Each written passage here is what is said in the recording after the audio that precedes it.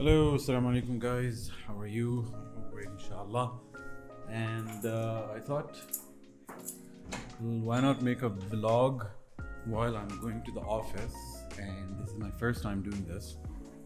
I mean, first time recording while going to work. And I have a few things. Like, I always hate this. I wish I had someone to carry stuff. like an officer, like with all that protocol. I have my right now. Allow me to put my laptop, and these are my keys. Yes, okay. And today is a wonderful weather, by the way. It's been 2-3 days, and the weather is really, mashallah, amazing. Let me take my cup and say bye to my lovely wife. Just a minute. Okay, so usually what I do is my first cup of my day is consumed while I'm commuting to work, and I have to walk slowly because I don't want the cup to. Okay, let me just drop some extra coffee. Okay. Alright, let me just check if I'm recording or not. Just check. Yeah, okay. So I am recording, and I know my neighbors might be thinking, what's wrong with this guy? He never was like this. So I don't know if I should cut some parts or I just keep doing it this way. So yeah, let me start my car. So yeah, today folks, I just wanted to talk about different reasons. Like, there are so many different reasons people want to stay here in Saudi, and what are the different reasons they do that. So let me just place my camera here. And I don't know if it will fit.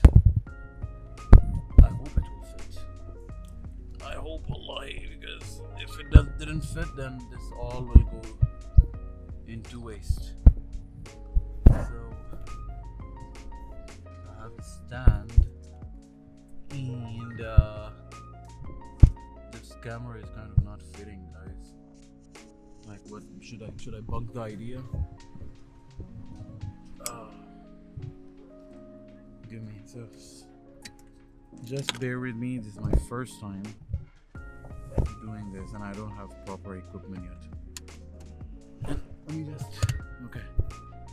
And I just don't want to violate any laws because I'm not supposed to keep holding this, Let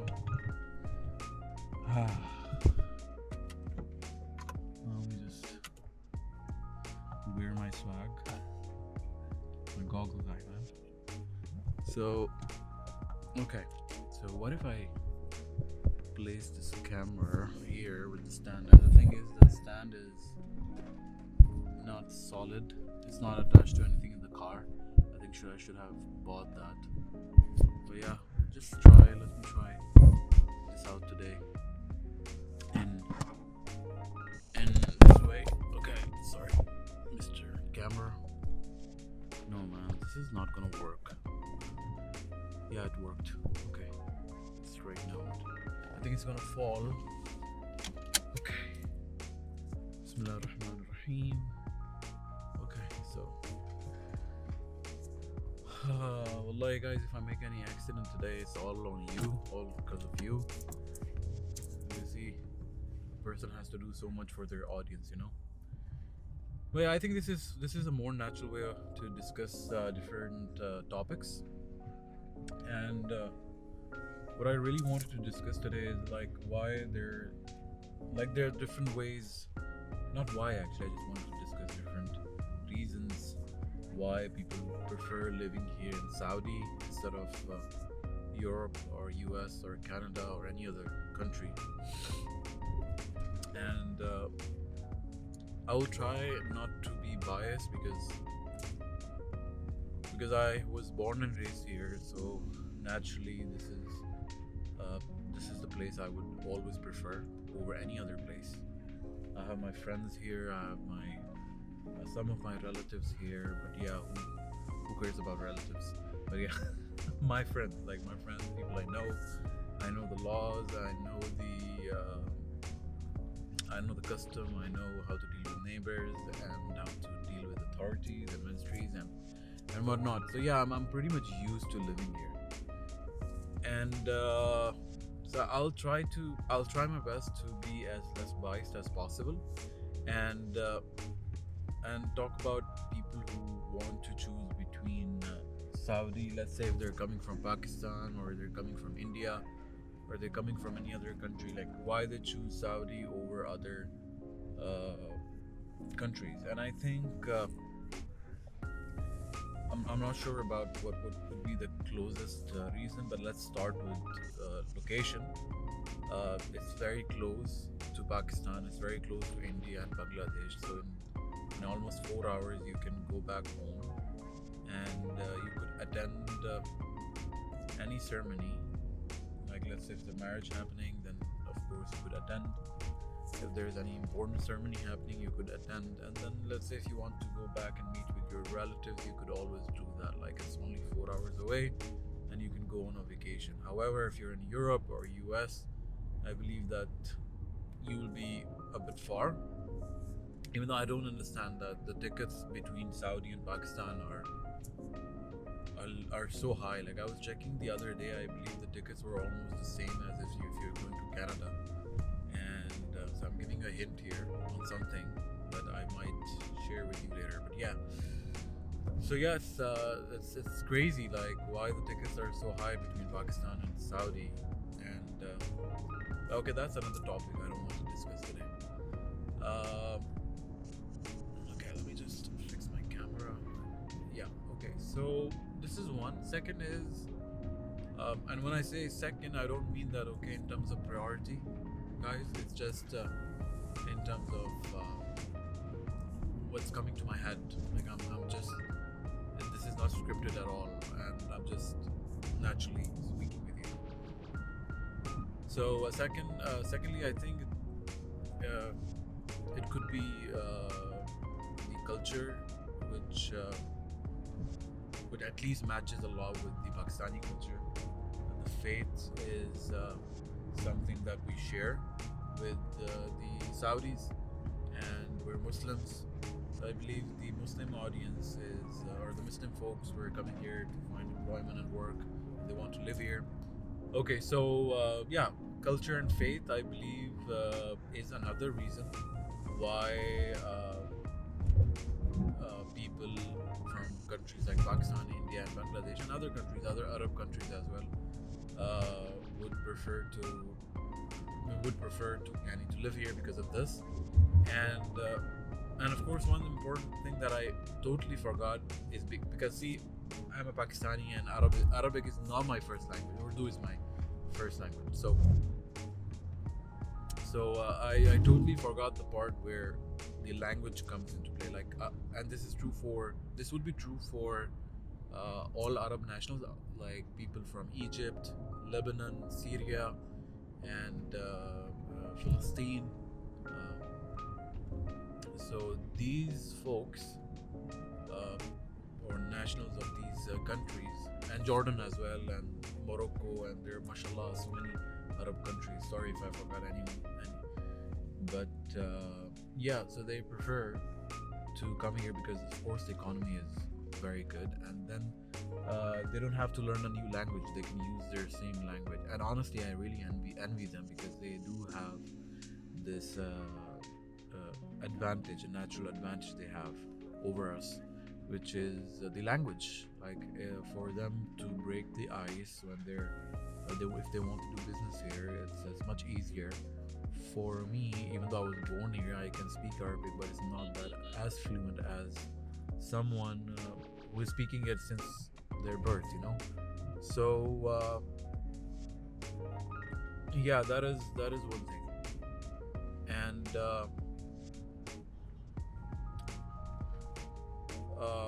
so yeah, language, I said language, culture, faith, and location.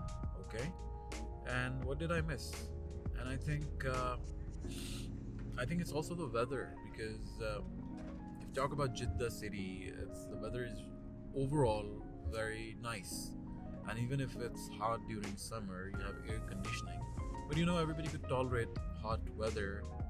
It's sunny almost every day of the year, and there are studies out there. You can Google them, where the researchers have shared evidence that this like areas where the weather is sunny, uh, it can lead to a more happier life, and cold weather in general are people living in cold weathers in general. They are very there could be very pessimistic. I don't know. Okay, so this is somewhere I read. Sorry for my ignorance, my guys. I might, if you want to fight with me over this, yes, please come to the comment section, and I would love to share some links. But yeah, this is something I heard, and I'm sure you might have heard this before as well. I don't know how does it explain people of Canada. It's very cold in Canada, but I hear that they're the most nicest people on earth. This is what I hear. So, but overall, yeah, me myself personally, I would love to. I would prefer to live in a place where it's sunny, it's hot, as long as there is air conditioning. I would not like to be sweating all the time.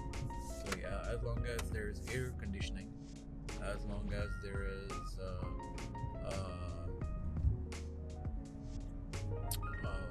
I can control the temperature, then yeah, I would love to.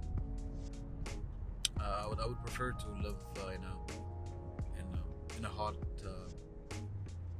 area. I don't know what you call these areas, a desert area or whatever. Another reason why people would like to live here over other countries is, and I think it's also equally important, is taxation.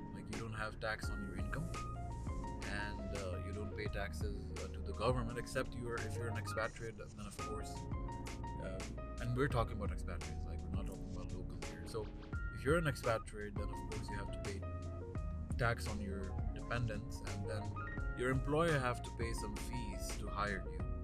So, but you basically don't pay taxes, but you pay some fixed fees for the number of dependents you have. Honestly, I have no idea why they do that. They call it levy fees, but I really don't understand why. What is the benefit to us? Or is it a penalty, or is it a fee? I don't know.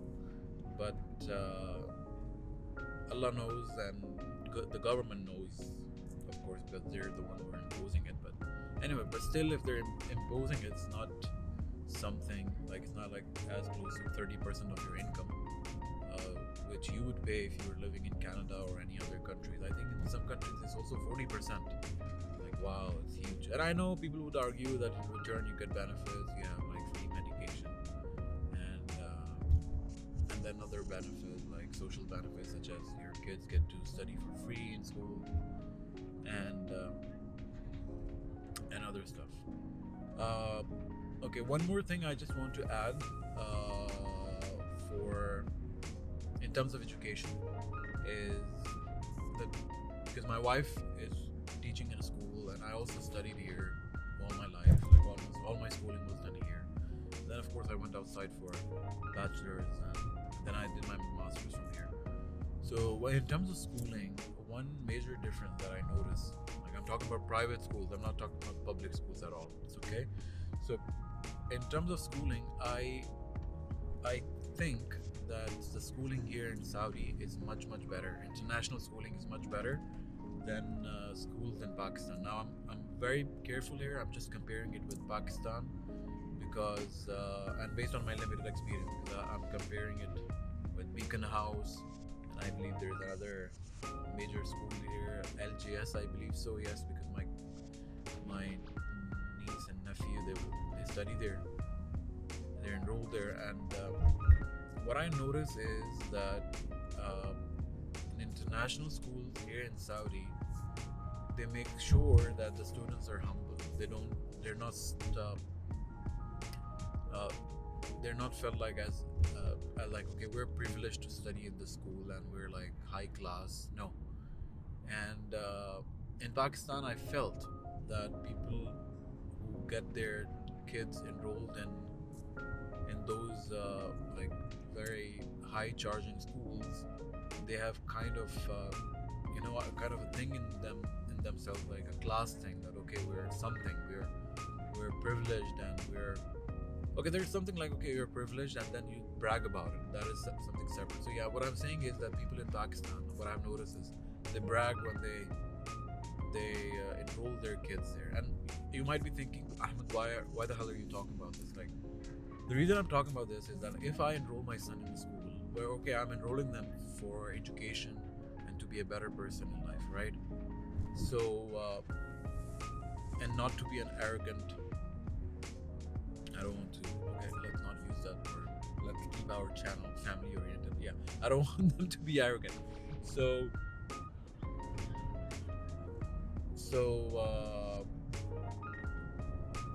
yeah, so what I see is, like, my wife tells me, and I remember also from my schooling days, is that they have regular Quran classes, and they even teach kids how to pray together. When there are prayer times, there are no classes, you have to pray. For example, I know, and some of my audiences would be from other faiths, but I'm strictly speaking from a Muslim perspective here.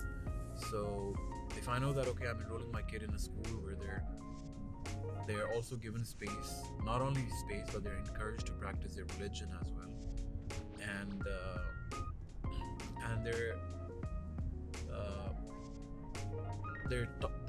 they're not just taught, like, okay, how to speak English very well, but also how to be a better human being. I think that is a plus point, and I'm not saying that, okay, schools in Pakistan are not producing better human beings. They are, I'm sure. I might be comparing with Beacon House or LGS, where I felt that students there are kind of arrogant. Okay, maybe not all of them, maybe some of them. I'm sorry if you studied in Beacon House or LGS, and if you disagree with me. I'm sure you disagree because, of course, your parents might have done a better job in raising you. And but I'm just saying this is what I observed based on my personal experience, which is very limited, of course. And I want to hear from my audience how many of you do agree. Like, from my audience, those who are from Pakistan, I just want to know how many of you do agree with me and how many of you disagree with me, because what I'm saying here is not the ultimate truth. I'm sure all of us do understand that, and it's coming from my personal experience, which is limited. But let's see that how much my experience matches with those who are watching right now. So yeah, please let me know if you agree, and if you disagree, also let me know, because this way I would really me or everybody else would see that, okay, how much this is a reality, okay, and maybe I observed it because I was looking from a specific lens, and it might not be the reality. Like, it's not the majority case, it might be just a minority case, and I'm then me talking about it, people might mistake it, like people might misunderstood it, and they think misunderstand it. Okay, sorry, English is not my first language anyways, but so they might think, okay, this is, and what Ahmed is saying is the ultimate truth or ultimate reality, but this is not the case. This, again, guys, this is something from my own personal experience. So yeah, I am here. I'm back here to my office after 2 days of spending weekend. Friday and Saturdays are off here, and so yeah, guys, these were some points I think people prefer. Why people prefer to live here. Like, these are some of the reasons I think why people decide that, okay, they need to spend a huge portion of their life in Saudi or Middle East in general. And I just want to add one more point to the religious aspect, which is that, okay, since Makkah and Medina are very near, so we could also include that in in the religious part, in the faith part. Like I talked about it in my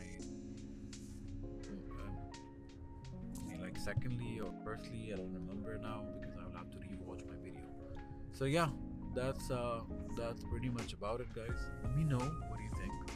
Did I miss any other reason? I'm sure I did. What are your reasons to live here in Saudi? If I ask you, like if you're watching this and you're living here, what is your reason to live here in Saudi? And if you want to live here, like let's say if you're not living here and you're outside Saudi, why would you like to come here? Okay, and yeah, I hope you found this video entertaining and most importantly informational. And I'll see you in the next video, inshallah. Okay, take care and have a nice day.